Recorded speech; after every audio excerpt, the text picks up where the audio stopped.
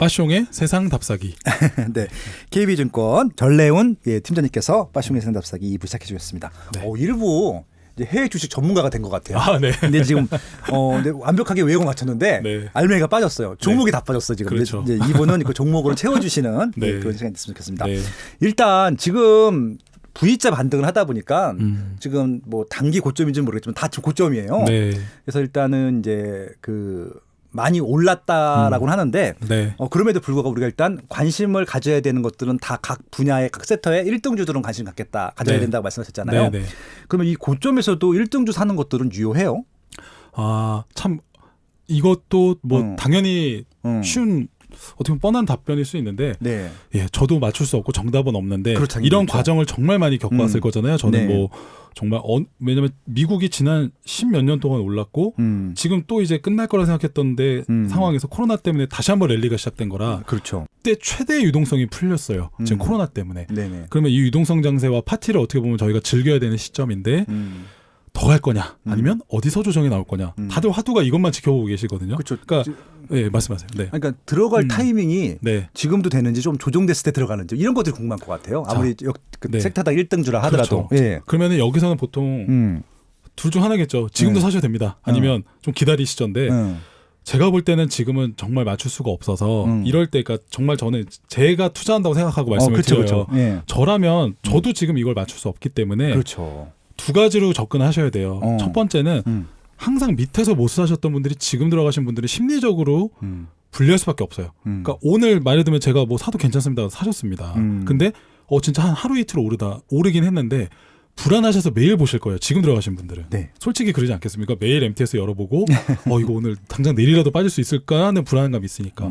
그래서 실제 이틀 뒤에 빠지면 어떡하지 이런 생각을 하실 텐데 지금은 그렇기 때문에 두 가지 마음으로 접근하셔야 되는 게 첫 번째, 나는 정말 빠지는 거에 대해서 극도로 못 견디는 사람이다. 그러니까 성향으로도 나눠드려야 돼요. 네네. 사람이 다 다르기 때문에. 난 빠지는 거 못 견디는 사람이시거나 시간이 짧다 그러면 오늘 샀다가 정말 갑자기 미국 증시가 밀리는 모습이 나온다. 그럼 그때는 정말 그냥 손절을 각오하고서라도 손절 라인을 정해놓으시고 바로 팔고 기다렸다가 다시 보셔야 돼요. 왜냐하면 최고의 랠리가 나왔다가 처음으로 하락한다 그러면 아무래도 차익 실현 욕구가 미국 주식을 미국 사람들만 하지 않잖아요. 한국 사람도 하고 있는데 그렇죠. 전 세계인들이 팔고 싶어하는 심리가 다 똑같을 거거든요. 그럼 그 매물이 쏠리거나 했을 때 그렇게 되면은 당연히 한번 큰 폭락이 나오는데 그때 또 불안하신 분들이나 이런 분들은 그거 못 견디고 또 추가 하락이 나왔을 때 못 견디기 때문에 애초에 지금 짧게 들어가고 싶으신 분들은 짧게 보시고 두 번째 그냥 정석적으로 하시겠다는 분들은 저라면 저는 그렇게 짧게 하진 않을 것 같아요. 왜냐하면 유동성 장세 때문에 앞으로도 저는 더 갈 수 있을 거라고 생각을 하는 사람이거든요. 그러면 어떻게 하느냐? 너무 정석적인 내용이지만 2번에서 3번 나눠서 들어가는 거예요. 사려고 하는 시점에. 그러니까 우리나라 분들이 항상 이걸 물어보시는 이유는 내 자산을 몰빵을 해서 올인을 해서 그 다음날 당장 쇼부가 나거나 제가 자꾸 이런 용어를 써서 죄송합니다. 네, 승부가 나거나 네. 네. 또는 빠지면 그게 손절나면 어떡하지라는 마음을 갖기 때문에 그러시거든요. 그러니까 내 자산을 나눠서 천천히 분할해서 사서 좀 몇 개월 또는 1, 2년 이상의 투자를 해보겠다라고 마음을 먹으면 진입 시점을 걱정하실 필요가 없는 거예요. 강남 아파트 사시는 분들도 뭐 물론 최고점이긴 하지만 사시는 분들의 심리는 똑같을 거잖아요.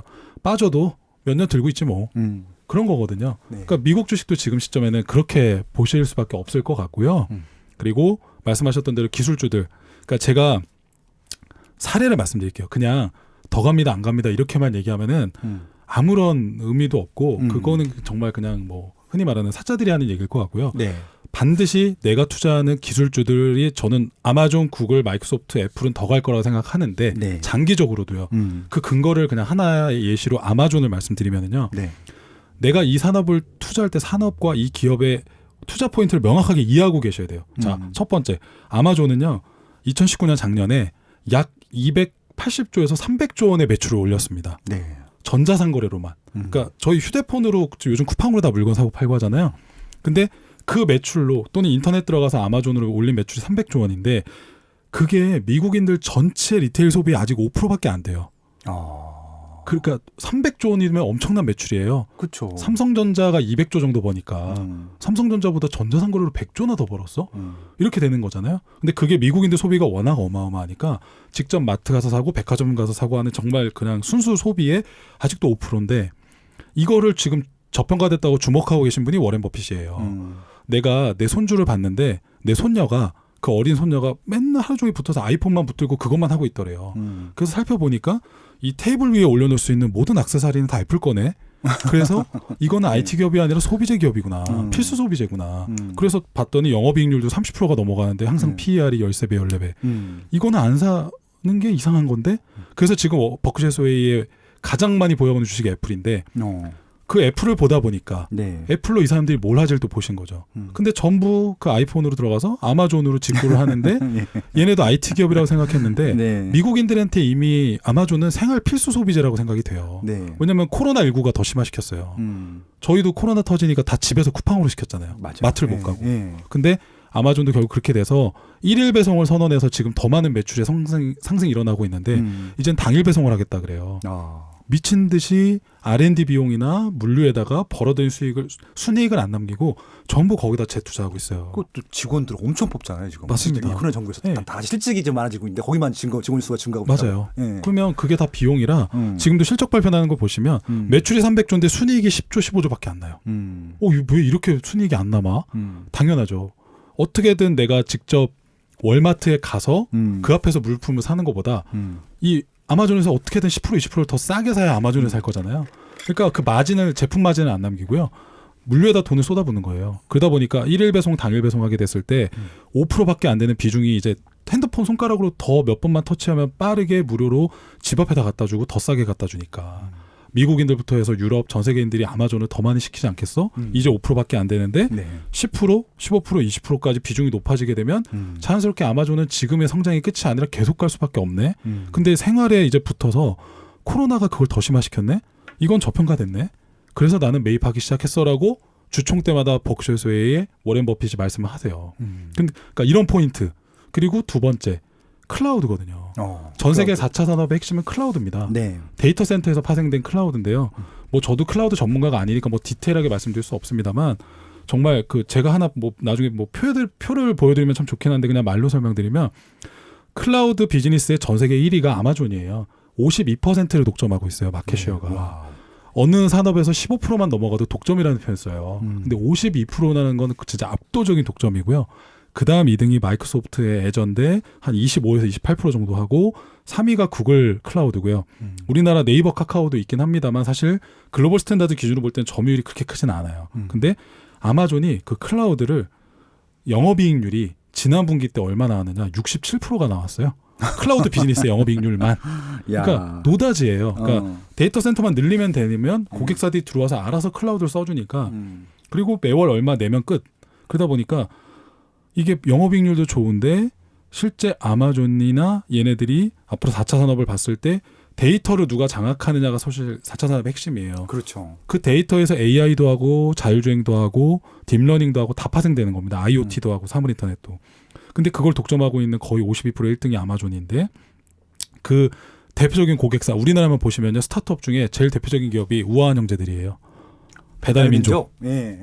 저도 배달민으로 치킨 많이 시키거든요. 예. 근데 제가 가끔 오늘 뭐 먹을지 걱정되는 날에는 그 랜덤으로 골라주는 기능이 있더라고요. 네. 근데 그런 것도 전부 다 결국은 제 고객 데이터를 보고 과거에 이 사람이 치킨을 많이 시켜 먹었구나. 그쵸. 그럼 치킨을 좋아하니까 그 근방에 가장 빠르게 배달되고 오늘 특가 한 20% 세일이 뭐 카카오페이로 결제하면 20% 세일되는 이거를 추천해줘야지 하고 딱 띄워주더라고요. 그런 거 하나하나가 다 빅데이터인 거거든요. 와. 그러니까 우한 형제들 입장에서는 자기네 자체 데이터 센터 서버를 만들어서 늘리는 것도 비용이잖아요. 그걸 없애고 자체 운영하는 거 없애고 그냥 월 얼마의 정액을 내고 아마존 웹서비스에 클라우드에 다 저장해서 거기서 더 좋은 서비스 스트리밍 가게 하자. 그러니까 이렇게 되다 보니까 이런 지금 우한 형제들부터 저희 뭐 KB금융그룹, 뭐 삼성, 우리나라 대기업 엄청나게 많은 기업들이 자체 데이터 센터나 인터넷을 없애고 다 클라우드 이런 업체들한테 넘어가고 있어요. 자, 제 이 긴 설명 왜 드렸냐? 이런 두 가지 포인트만 들으셔도 아마존이 많이 올랐는데 빠져도 결국 장기적으로 봤을 때 이 해자가 없어지진 않고 더 갈 수 있겠구나. 그리고 결국은 이 클라우드가 늘면 데이터 센터가 느는 거고 이 데이터 센터를 설치를 할 때 여기에 들어가는 70%가 디램이나 낸드 플래시라고 하는 기억 저장 장치고 30%가 GPU라고 하는 거거든요. 그 70%의 낸드 디램을 누가 만들어주느냐? 삼성전자 하이닉스예요. 와우. 그러면 아마존이 데이터 센터나 클라우드를 못 늘리면 줄 발주가 없어요. 그럼 전자도 결국 그 발주만 기다리고 있는 의리의 입장이에요. 그러니까 우리나라 1등 주긴 하지만 결국 삼성전자도 앞에 말씀드린 아마존, 구글, 마이크로소프트의 갑의 데이터 센터와 클라우드 비즈니스의 업황의 영향을 받을 수밖에 없는 구조예요. 와. 그러면 왜 우리나라 분들은 삼성전자에 내 자산을 올인하냐는 거죠. 나눠서 하시면 더 좋을 거라는 거죠. 그러네요. 예, 그러다 보니까 원 클라이언트한테. 예. 그러니까 제가 이 긴 설명 굳이 드린 이유는 예. 정석적으로 제대로 하시려면 자, 이걸 이해하시면 빠져도 한 10% 내가 진짜 들어가자마자 역시 내가 사면 고점이었어. 이렇게 될 수 있잖아요. 지금 시점에도. 그리고 한 10%가 아마존에 밀렸어도 아, 그래 내가 이해하고 내가 알고 있는 이 비즈니스는 정말 잘 유지되고 있는데 증시가 고평가돼서 일시적으로 수급 때문에 밀렸으니까 오히려 이건 내가 더 사야 되는 거구나. 그러니까 스스로 판단이 되시잖아요. 누구한테 의존하지 않고. 근데 그냥 지금처럼 저희 얘기를 듣고 아, 해외주식 해봐야겠어. 아마존이 제일 좋대. 그냥 사야지? 그럼 주관이 없잖아요. 밀렸을 때 그냥 아, 이거 팔아야 돼. 어떻게 해야 돼. 전전긍긍 하신단 말이에요. 그러니까 그래서 제가 이렇게 좀 제대로 이해를 하고 네. 투자를 하시는 게 좋다 말씀드린 거고 네. 길게 말씀을 좀 드려서 죄송한데 아유, 자, 감사하죠. 네, 핵심을 그럼 좀 더 말씀드리면 네. 예, 제가 보는 KB증권의 공식 의견이 아닌 제 개인적인 의견인데 네. 예, 기술주들 말씀드렸던 네 종목이나 찾아보시면 섹터에 늘 성장하고 있는 글로벌 스탠다드 기업들이 정말 많은데요. 헬스케어 관련된 기업들 중에서도 네. 존슨앤존슨도 정말 좋고요. 네. 전 세계 그 헬스케어 시가총액으로 1위인데 네. 사업다가도 잘 돼 있고 항암제라든가 제약바이오 분야도 한 30-40% 꾸준히 잘 수익을 내고 있고 그리고 헬스케어 관련된 부분도 30-40% 잘하고 있고 우리가 쓰는 소비자 제품들 뭐 존스 베이비 로션이라든가 그렇죠. 마트 가면 저는 이제 그런 거만 네. 만드는데 저 네. 이런 의학 제품을 만드는 게 아니라 네. 네. 저 일상용품 만드는 회사인 줄 알았어요. 보통 그렇게들 아시는데 조금 디테일하게 들어가 보면 네. 정말 사업다각화가 상각으로 잘 돼 있어요. 네. 보통의 제약바이오 기업들은 제약바이오만 가지고 팔잖아요. 그렇죠. 그럼 임상이 실패하거나 특허가 만기되게 되면은 바이오 시밀러 업체들이 바로 치고 들어오니까 바로 주가 하락의 이유가 되는데 존슨앤존슨은 삼각 편대가 잘 돼 있고 그리고 그런 것들도 하나의 팁이에요. 미국에서 유일하게 그 신용 등급 트리플 A A를 3개 받고 있는 기업이 딱 2개예요.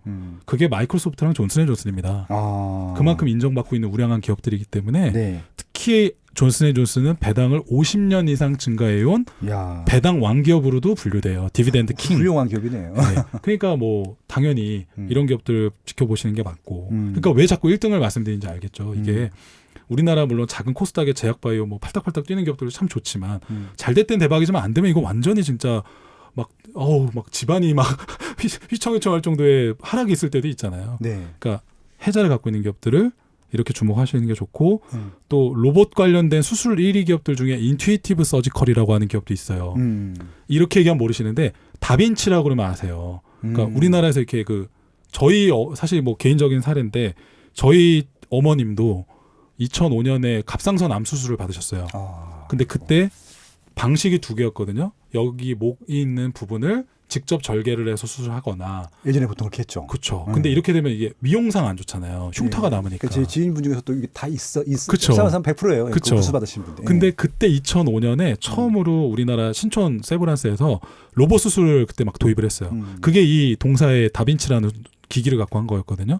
그래서 그 방식이 뭐냐? 겨드랑이를 약간 그 절개를 해서 로봇이 타고 들어가서 흉터 없이 수술을 해주는 거예요.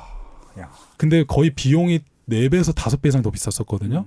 근데 저희 어머니는 이제 그때 보험이 된다 그래서 실손이 된다 그래서 이걸로 하셨어요. 근데 저는 그때 몰랐어요. 이게 우리나라에 그때 당시 2005년에 거의 처음 도입했던 수술 방식이라 예, 그때 그렇게 해서 저희가 수술 받으시고 지금도 이제 약 드시면서 완쾌되셔서 잘 이제 건강하게 계시는데 어쨌건 전 세계 로봇 수술 기기 1위인 다빈치를 갖고 있는 게 인투이티브 서지컬이에요. 이런 것들은 진짜 생소하시지만 잘 생각해 보시면 느낌이 오실 거예요. 그래, 수술이 의사분들이 자기 손으로만 수술하기 때문에 사실 로봇 수술도 처음엔 잘 안 믿었단 말이에요. 근데 로봇이 대체해서 다 수술하는 게 아니라 그 의사분들이 조정을 해서 수술을 해줘요. 그러니까 의사분들도 처음에 몇 번 시험을 해보니까 거부감이 없고 자기가 인벌브가 되니까 아, 로봇을 대체하면 어쩌지라는 걱정도 없고 그리고 이 로봇이 팔이 메스나 이런 뭐 실 이런 것들 하는 끝에 있는 그 팔들이 전부 소모품이에요. 그래서 이거를 몇 번, 2-3번 수술하면 다 교체해줘야 됩니다. 그러니까 한 대가 한 30억 정도 하거든요. 납품을 하면 그 소모 비용이 1년에 3억에서 5억이 나와요. 그럼 납품하고 끝이 아니에요. 인투이티브 서지컬 입장에서는. 그리고 그게 너무 비싸니까 5억짜리 중저가 모델도 최근에 런칭을 해서 유럽에도 지금 판매를 하고 중국에도 판매를 하고 또 이 기기가 너무 비싸다고 하니까 어떻게 하냐 이제 리스를 해줘요. 월 얼마를 받고 저희 정수기 리스 하듯이 그런 식으로도 하고 그리고 뭐 굉장히 많죠. 테슬라 같은 전기차 대표 기업도 있고요. 네.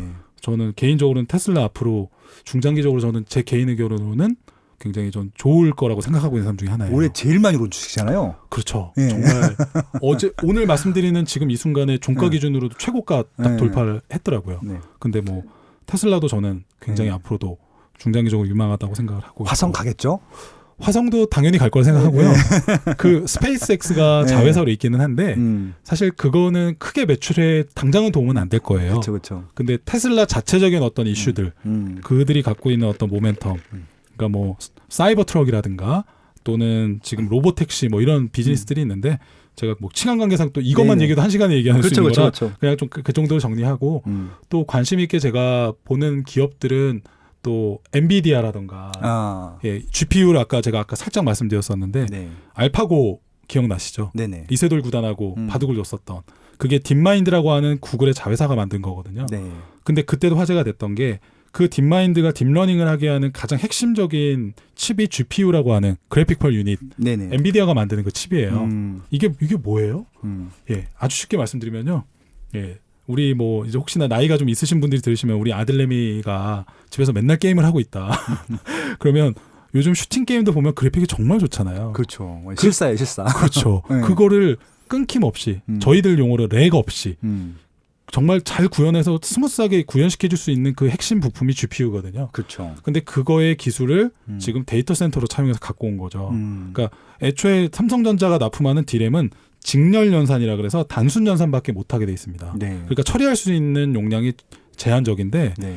GPU는 이게 병렬 연산이라서 복합 연산을 처리할 수 있어요.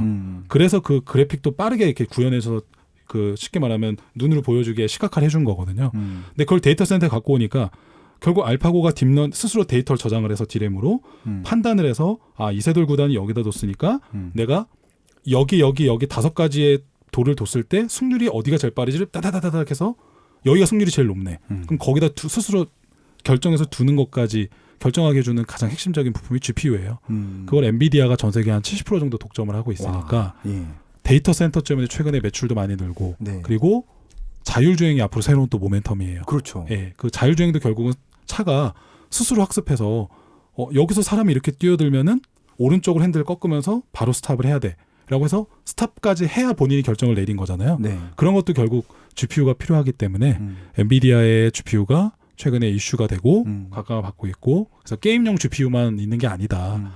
그러다 보니까 그런 것들이 있어야 되고 그리고 좀 정말 사실 좋은 종목들이 미국은 너무 많은데 네. 일단 성장주들은 그 정도가 있는 것 같고 예, 이 그죠. 성장주들은 그래서 지금 네. 단기 고점이라 하더라도 네. 단기간 빠진다 하더라도 네. 지속적으로 우상향할 수 있는 네. 예, 그럼 그런 주식들을 네. 한꺼번에 사는 것들보다는 네. 그냥 네. 매월 한 주씩해서 사는 것들 네. 괜찮은 전략인가요? 그것도 아주 좋은 방법이고 뭐 저희 KB증권뿐만 아니라 다른 네. 증권사들도 네. 해외 주식 적립식 서비스가 있어요. 아 그래요? 네, 한 주씩 한 또는 주씩. 뭐 ETF도 되고. 네. 그래서 말씀을 주신 대로 혹시나 나는 아마존도 지금 거의 이제 환율 때문에 환산하시면 한 주에 거의 300만 원이고요.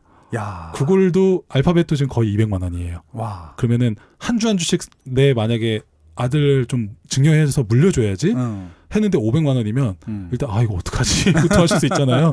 50만 원 정도씩 좀 매월 사줄까 했었는데 네. 그러면은 ETF라고 하는 아주 좋은 대안이 있어요. 그래서 뭐 미국의 XLK라고 하는 테크놀로지 관련된 기업들을 묶은 ETF라든가 아니면 정말 그 기술주들을 완벽하게 다 묶은 ETF는 QQQ라고 하는 나스닥 지수를 한 배로 추정하는 인덱스 ETF가 있어요. 예. 한국으로 치면은 코스피 200 추정하는 대표 인덱스가 코덱스 200 뭐 또는 뭐 킨덱스 200 뭐 이런 식으로 있듯이 네. 그냥 나스닥 100 지수 추정하는 게 QQQ. 근데 그 안에 미국의 나스닥의 시총 상위 기업들 100개가 다 들어가 있어요. 거기에 뭐 아마존, 구글, 애플, 마이크로소프트 다 들어가 있으니까 그런 걸로 접근을 하셔서 QQQ로 적립식으로 들어가셔도 되고 아니면 S&P 500 지수를 대표적으로 추정하는 뭐 SPY나 뭐 IVV, 뭐 VO 이런 코드, 그러니까 운용사별로 좀 다른데 뭐 그런 것들.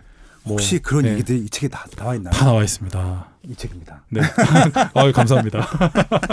네, 책에 다 담겨 있으니까 예. 자세히 그렇게 해서 살펴보시면 예. 뭐 굉장히 많아요. 전기차부터 시작해서 음. 본인이 생각하는 뭐 난 헬스케어가 좋을 것 같은데 네. 부동산 리츠가 좋을 것 같은데 섹터 ETF들이 다 있으니까 네. 얼마든지 찾아서 적립식으로 투자해 보시기 바랍니다. 아, 네. 너무 재밌어요. 벌써 30분 다 갔는데 네.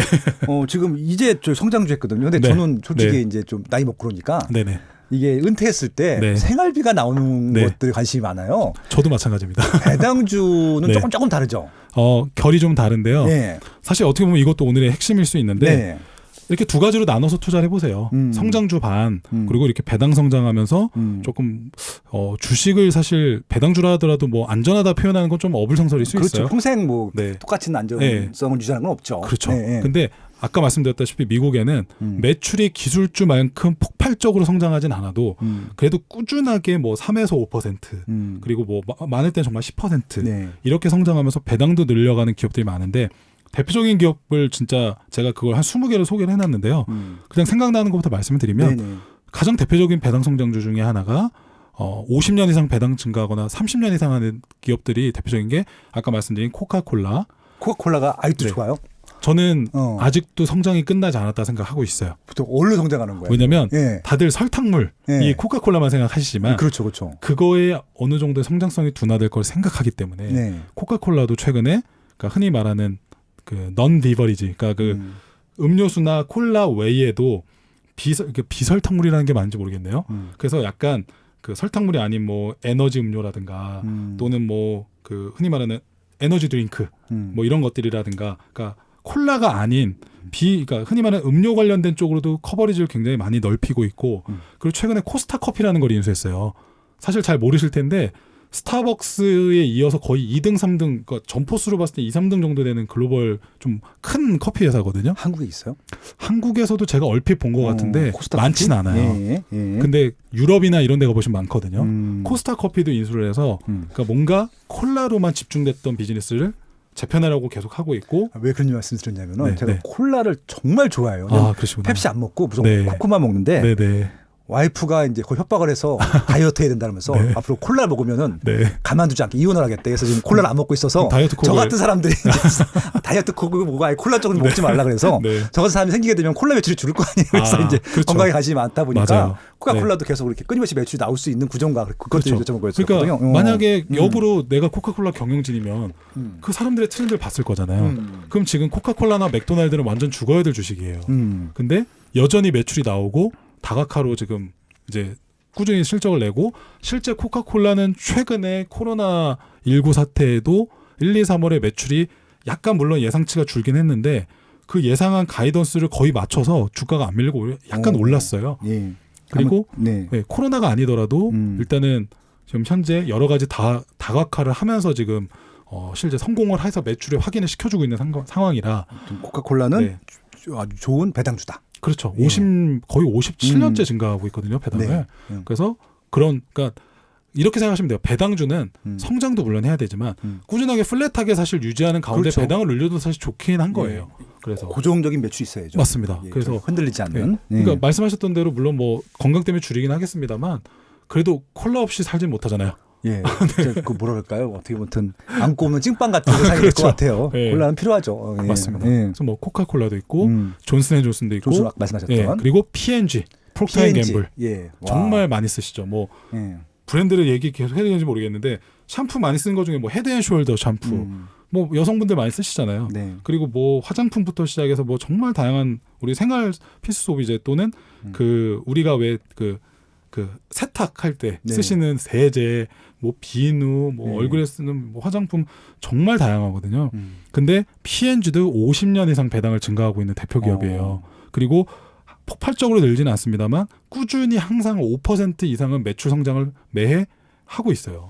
그러다 보니까 최고의 배당주 중에 하나고, 그래서 네. 지금도 주가 보시면 코로나 터져서 많이 빠졌을 것 같지만 생각보다 큰 조정 안 받고 다시 또 꾸준히 가고 있어요. 그렇죠. 그렇게 내수가 탄탄한 것들은 거의 안 네. 봐. 한국도 그렇잖아요. 예. 그러니까 글로벌 생활 소비재 1위니까 네. 우리나라 치면 LG 생활건강 그렇죠. 같은 기업인데 예.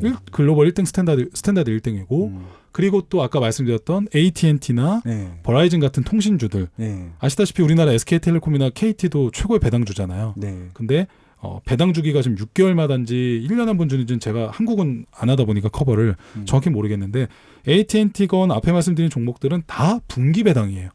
3개월에 한 번씩 그것도 배당을 달러로 줘요. 그러니까 그 받는 사람들은 그거부터 생활비 진짜 하겠네요. 네. 자주 재미가 주니까, 있죠. 자주 주니까. 맞아요. 그러다 보니까 재미있는 게 뭐냐면 배당을 주는 월이 다 달라요. 1, 4, 7, 10월에 주는 주식이 있고요. 2, 5, 8, 10월에 주는 주식이 있고 그것도 11월 포트폴리오 하면 한 네. 1년 내내 매달 받을 수 있겠네. 맞아요. 3, 6, 9, 12월. 그러면 야. 그 주기가 다른 세 종목을 갖고 있으면 월 배당이 되는 거죠. 그러네요. 예. 그러니까 그래서 미국인들은 그런 배당 투자가 굉장히 잘 된다는 게 그런 말씀이에요. 그리고 심지어 월지급식으로 주는 주식들도 리츠라든가 뭐 주식은 아니지만 ETF 중에서도 있어요. 매달 주는 것도 있어요? 네, 있어요. 굉장히 많아요. 그래서 얼마든지 투자를 하실 수도 있고 뭐 미국 뭐 말이 나온 김에 말씀드리면 월 배당을 주는 미국의 가장 대표적인 리츠가 리얼티 인컴이라고 하는 종목이 있거든요. 그게 이제 그 리얼티 인컴도 거의 30년, 20년 이상 배당 증가를 하고 있는데 그 기업은 미국의 전역에 그러니까 흔히 말하는 리테일 스토어를 많이 갖고 있어요. 그러니까 이게 우리가 이렇게 미국에 가면 1층짜리 이렇게 그냥 상가들이 있는데 거기 뭐 스타벅스 들어가 있고 뭐 달러 제너럴 있고 이렇게 뭐 조그만 뭐 이렇게 편의점 있고 그런 것들을 다 갖고 있거든요. 근데 이 기업들이 굉장히 그동안 장기적으로 성과도 괜찮았고 그리고 하여튼 그 홈페이지만 들어가도 굉장히 성과가 잘 나와 있는데 코로나에 최근에 직격탄을 맞았죠. 아무래도 스타벅스나 뭐 이런 매장들 안 갔으니까. 그렇죠. 근데 최근에 이제 완화되면서 저점에서 빠르게 올라가고 있는 주식인데 이 기업도 리츠 중에 월 배당을 하고 있는 대표적인 기업이에요.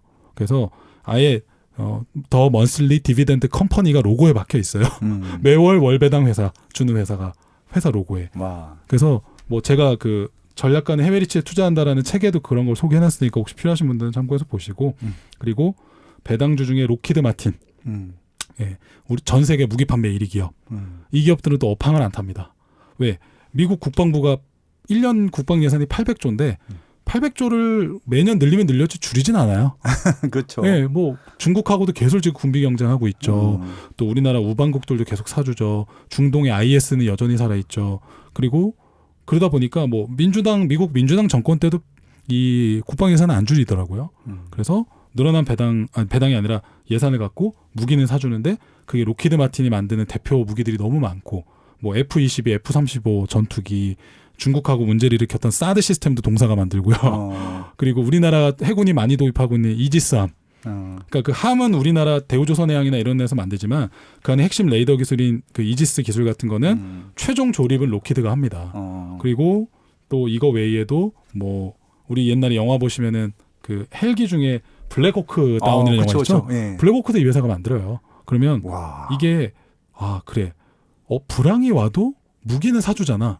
그리고 미국 국방부는 늘 사주고 그뿐만 아니라 우리나라의 미국과 우방국인 우리나라 국방부나 사우디, 일본, 대만, 홍콩 이런 데서 계속 무기들을 사주니까 수요가 느리는 거죠. 아니, 그 기업은 네. 생각해보니까 보통 전쟁이 나면 다른 주가들은 빠질 텐데 네. 그 기업은 전쟁이 나도 올라요. 오르고 그 전쟁이 네. 나도 오르고 네. 전쟁이 안 안 나도 나도 오르고 평상시에 꾸준하고. 야 그러네. 네. 그리고 또 이게 전천후네. 그렇죠. 그리고 이게 항상 네. 정권에 또 로비도 하는 기업일 수밖에 없잖아요. 아무래도 네. 국방이나 이런 것들은 사람들이 그러니까 전쟁을 반대하는 사람들의 어떤 여론도 강할 거고 그러다 보니까 주주 가치에 신경을 정말 많이 써요. 자사주 매입도 잘해주고 배당도 많이 늘려주고 그러니까 저는 사실 의외로 VIP 분들이나 컨설팅 해드릴 때 너무 기술주만 보시지 마셔라. 이런 기업도 봐야 된다. 재밌네요. 네, 그래서 그런 기업도 많이 말씀드리고 마지막으로 너무 시간이 제가 많이 지체를 해서 마지막으로 반도체 관련된 기업들도 아까 제가 뭐 엔비디아, 뭐 AMD 이런 것도 언급을 했지만 제가 투자자분들이 좀 아셨으면 하는 종목을 마지막으로 말씀드리면 ASML이라고 하는 기업이 있어요. 이거는 꼭 아셨으면 좋겠어요. 왜냐하면 우리나라 삼성전자를 동학개미 운동하면서 정말 많이 사셨잖아요. 그렇죠. 그래서 제가 아까 삼성전자가 결국 이 아마존, 구글, 마이크로소프트의 또 의리였다 말씀을 드렸는데 삼성전자가 또 신경을 쓰고 있는 또 기업이 ASML입니다. 이 회사가 네덜란드 회사인데 반도체 노광 장비인 EUV 장비를 만드는 전 세계 유일한 기업이에요. 자, 이러면 이제 또 어렵죠. 쉽게 설명을 드리면 EUV 장비가 쉽게 말해서 반도체 노광인데 레이저 빛을 쏴서 이 흔히 말하는 반도체를 만들 때요. 최근에 트렌드가 이제 반도체를 모르는 분들을 위해서 말씀드리면 이 나노 앞에 붙는 숫자 나노수가 작아지면 작아질수록 더 기술이 발전하고 있는 겁니다.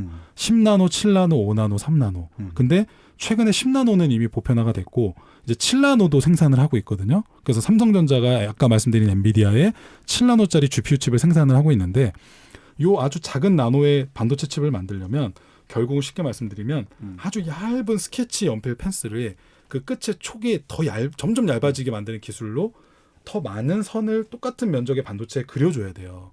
레이저를 쏴서. 그러면 그걸 더 많은 선을 그으면 더 많은 메모리를 담을 수 있는 거예요. 칩은 작아지지만 더 메모리 많게 되는 그 기술을 뜻하거든요. 근데 그거를 만들려면 방금 말씀드린 그 노광 장비가 없으면 할 수가 없어요. 그거는 뭐 다 찾아보셔도 나오고 반도체 업황 뭐 담당하시는 뭐 애널리스트 분들 다 물어보시면 나옵니다. 그러니까 지금 삼성전자가 지금 가장 큰 사업에 화둔 게 반도체에서는 지금 미세 공정을 구현하는 게 가장 중요한 핵심이거든요. 그래서 지금 뭐 뉴스만 찾아보셔도 평택 공장이나 수원이나 화성에다가 EUV 장비를 도입해서 미세 공정을 구현하겠다. 그래서 대만의 TSMC가 위탁 생산이라고 하는 파운드리 점유율 50%로 1등이고 전자가 2등인데 이 두 회사가 지금 이 ASML에 계속 15대 뭐 18대 계속 발주 요청을 넣고 있는 이유가 이게 없으면 고객사들이 예를 들면 인텔이나 AMD가 5나노짜리 GPU 만들어주세요라고 해도 그 장비가 없으면 5나노짜리를 못 만들어요. 찍을 수가 없어요. 그러니까 그 장비를 빨리 받아야 되는 거거든요. 그 장비가 한 대에 2천억이에요. 장비 하나가. 5대 팔면 1조네. 네, 맞아요. 그래서 1년에 작년에 30대 정도 팔았거든요. 그럼 1년 장사 끝나요. 야, 어마어마하네요. 그러니까 항상 뭐든지 투자하실 때 독점 기업에 장기적으로 투자를 해보시고 그 다음에 좀 이렇게 가끔 뭐 테마가 있으면 그런 것도 한번 뭐 해보시고 그건 재미삼아 본인들이 하시는 거고. 근데 하여튼 정석적인 투자는 그런 기업들. 근데 ASML도 지금 이제 단기적으로 많이 올랐기 때문에 보시다가 좀 조정이 나오면 조금씩 나눠서. 그래서 이거는 저는 자녀분들 증여용으로 투자해도 참 좋지 않을까. 예, 그래서 그렇게 보고 뭐 명품주들 중에 루이비통이나 뭐 캐링 이런 것들도 인플레이션 해치주니까 네. 그런 것들도 관심 있게 보시고 뭐 중국의 귀주 모태주라든가 뭐 해천미업이라든가 뭐 베트남의 빈그룹 비놈즈 이게 또 저희가 부동산 얘기가 나왔는데 베트남 부동산 1위 기업이 빈그룹이 있어요. 그런 기업도 관심 있게 보시고 예, 그렇게 보시면 출장을 갔었는데 베트남 네. 빈그룹 그 높은 빌딩 있잖아요. 80층짜리. 예. 네네. 아무튼 뭐 그냥 그 거의 국가적으로 지원을 하다 보니까 네. 수출해도 다 뺏어가더라고요. 그러니까 성장을 할 수밖에 없겠더라고요. 한동안은. 그러니까 그게 베트남도 가신 분도 아시지만 거기가 네. 이제 국철이 생기거든요. 네. 지하철은 아니고 정확하게는 지상철인데 네. 그 역세권마다 고급 아파트들이 다 들어서고 있고. 그 GS가 깔았던데 GS 건설. 네, GS도 하고 있고. 네. 근데 사실 베트남의 그 대표적인 고급 아파트는 빈그룹의 자회사인 비놈즈라는 브랜드로 다 해요. 뭐 비놈즈 센트럴파크, 비놈즈 뭐 골든 리버. 그래서 그게 지금 벌써 평당 뭐 2천, 네. 뭐 3천 이렇게까지 가니까 벌써 굉장히 비싸다는 얘기가 많이 나와요. 한국인분들 법인 주재원 하신 분들이 거기 가서 다 사시거든요. 네. 근데 그런 것들이 굉장히 열풍이고 뭐 페이스북이나 인스타그램에 뭐 비놈즈 센트럴파크 이런 것만 조회해 보셔도 제가 보니까 반포의 아크로리버보다 더 잘 돼 있더라고요. 안에 수영장도 되게 고급지고. 예. 그러니까 뭐 그런 거 하는 기업들도 베트남에 많고 하니. 그러니까 참 많죠. 그러니까 지금 좀 거의 2시간 동안 말씀해 주셨는데 네. 아마 일반인들이 한 번도 이름은 들어봤겠죠. 한번 지나가면서. 근데 네. 투자를 한 번도 안 해보셨는데 네. 지금 저희가 한국 주식에서 뭐 살까 고민한 게 아니라 네. 진짜 시장을 넓혀서 봐야 되겠네요. 그러니까, 너무 많네요, 진짜. 그러니까 뭐 예전에 김우중 회장님이 네. 세상은 넓고 할 일은 많다고 그랬는데 네. 세상은 넓고 진짜 투자해야 될 주식은 많은데 참 제가 안타까운 게 우리나라 분들은 너무 이렇게 우리나라 안에서만 다 보고 사시고 뭐 소위 말해서 좀 이런 얘기 해주는 거지만 뭐 네. 국뽕 이런 것도 네. 있을 거 국수주의 맞아요. 수도 있는데 네. 진짜 그 김우중 회장님 말처럼 네. 세상은 넓은 것 같고 네. 저희가 투자해야 될 것도 많은 것 같습니다. 네. 네, 맞습니다. 그게, 그냥 저희가 이제 네. 부동산만 볼 필요도 없어 진짜. 다도직자 그렇게 규제 많이 하는데 뭐하러 지금 하세요? 예. 그냥 헤어지식 합시다 그냥. 그래서 뭐 제 생각에는 참 좋은 거 많고 이게 그러니까 뭐 짧게 마지막으로 말씀드리면 네. 굳이 해외 주식이 국내 주식보다 낫다기보다 네. 아시잖아요. 오전에 맞았던 게 오후에 틀리는 세상이에요. 맞아요. 네. 정말 빠르게 바뀌고 네. 예전엔 제조업 기반의 모든 비즈니스가 갔다면 지금은 다 모바일 기반의 인터넷 기반으로 플랫폼 기반으로 다 세상이 바뀌었거든요. 맞아요. 네. 그럼 그렇게 빨리빨리 변하는 시대를 결국 주도하고 있는 걸 봤더니 그게 해외에 많아서 해외 주식에 투자했을 뿐인 거지 무조건 국내가 안 좋으니까 또 해외를 하자 이건 아니니까 하여튼 시대 변화에 빨리빨리 그러니까 제가 책에 서두에 썼던 말 중에 가장 와닿는 게 추천사에 저희 그 추천 써주신 분이 달리는 말에 올라타야 되는데 그게 국내산 말이건 외국산 말이건 그냥 우리의 수익을 내줄 수 있으면 외국산 말이어도 타야 되는 거다. 전 그 말이 굉장히 와닿았어요. 제 추천사를 써주신 분이. 그러니까 네. 뭐 마무리하는 말 중에 제가 네. 좀 보태고 싶은 말 중에 하나 뭐냐면 저희 이번에 그 이제 유동성 자금이 많다는 것들이 네. 고객 예탁금으로 증명이 됐잖아요. 그렇죠. 그동안 투자를 아무데도 안 했던 현찰을 네. 들고 있었던 돈이 막 네. 지금 1,100조 정도 된다고 하는데 네. 제가 가능한지 모르겠어요. 그거 그냥 그 해외 유명한 기업들 있잖아요. 네. 살 수도 있지 않아요? 당연히 다 가능하죠. 그러니까 국가가 네. 사고 어차피 네. 거기다 펀딩을 하면 되는 거잖아요. 아, 국가가. 네. 사실 아니 국가가 아니라 네네. 민간 기업이라도 몰아주면 되는 거잖아요. 얼마든지 뭐 네. 지분 투자도 이미 하는 데도 많고. 그렇죠. 사모펀드식으로 해서 살 수도 있는 것들 얼마든지 가능하고요. 그리고 네. 이미 뭐 제가 말씀 안 드렸는데 저 국민연금 붙고 있는 사람이거든요. 그렇죠. 국민연금이 지금 작년부터 국내 주식보다 해외 주식 투자 비중이 더 높아진 첫 해예요. 그렇구나. 그리고 국민연금이 가장 많이 보유하고 있는 탑10 주식이 애플, 마이크로소프트, 아마존, 구글, 존슨앤존슨 다 이런 기업들이니까 이미 저희의 노후를 책임지고 있는 국민연금도 다 이 주식들에 투자를 하고 있어요. 네. 아무튼 그 1,100조면은 웬만한 기업 살 수 있을 것 같아서 그렇죠. 가능하죠. 예, 아무튼요 그런 네. 좀 글로벌한 그래서 좀 우리나라가 우리 사람들 되게 똑똑하잖아요. 맞습니다. 제가 봤을 때 세계 네. 어느 나라 민족을 비교해도 네. 작정하면 다 할 수 있는 것 그쵸. 같아서 네. 돈도 있겠다. 네. 투자만 하면 될 것 같은데 맞습니다. 그럼 저희가 세계적인 글로벌 기업들도 소유할 수 있는 것들이잖아요. 그렇죠, 맞습니다. 예, 네. 그런 좀 세상이 왔으면 좋겠네요, 솔직히. 그러니까 테슬라 같은 거 좀 인수하시면 안 되나 싶습니다. 그러니까 좀 답답한 게 국내 네. 이런 좀 투기꾼들 규제하는 것들보다 네. 해외에서 돈 벌 생각들을 좀 많이 했으면 좋겠어요. 저 위에 그렇죠. 계신 분들이 그렇죠. 그런 쪽 신경을 좀 많이 생각보다 안 쓰시는 것 같아서 네. 굉장히 그래서 저는 안타깝기도 해요. 좀. 양도세 좀 깎아주셨으면 좋겠습니다. 너무 옛날 과세 22% 너무 높은 것 같아요. 네. 그렇죠. 지금 또 더 내린다고 또 하잖아요. 또 종합소득세 그것도 네, 맞습니다. 1,000만 원까지 내린다고 네. 막. 그러면 더 해외 주식을 하실 수밖에 없을 텐데 22%도 좀 많이 비싼 것 같습니다. 네, 좀 낮춰주세요. 네. 아무튼 좀 돈을 좀 벌 수 있는 부가가치를 만들 수 있는 좀 그런 경제 부국이 있으면 좋겠다는 말씀을 드리면서 네. 오늘 너무 아마 오늘 방송이 네. 많은 분들한테 좀 전환점이 될 것 같아요. 네, 너무 좀 재밌게 그렇게 잘 말씀해 됐으면 주셔가지고 좋겠네요. 네. 여러 가지 좀 단순히 뭐 이거 투자하자는 얘기가 아니라 네. 그러니까 일단 세상에 대한 눈을 크게 네. 좀 확대하자는 말씀을 해주셨기 때문에 저도 큰 도움이 됐네요. 네, 저도 제가 즐거웠습니다. 좀 정기적으로 모셔갖고요. 네. 예, 좀 이렇게 좀 어떻게 보면 좀 조언을 네. 드리도록 하겠습니다. 알겠습니다. 시장도 바뀔 테니까. 네. 알겠습니다. 오늘 나와주셔서 감사하고요. 네. 책도 좀 잘 되셨으면 좋겠고. 네. 아무튼 KB증권도 잘 되셨으면 좋겠고. 개인적으로도 좀 잘 되셨으면 좋겠습니다. 고맙습니다. 예, 고맙습니다. 네, 감사합니다. 네.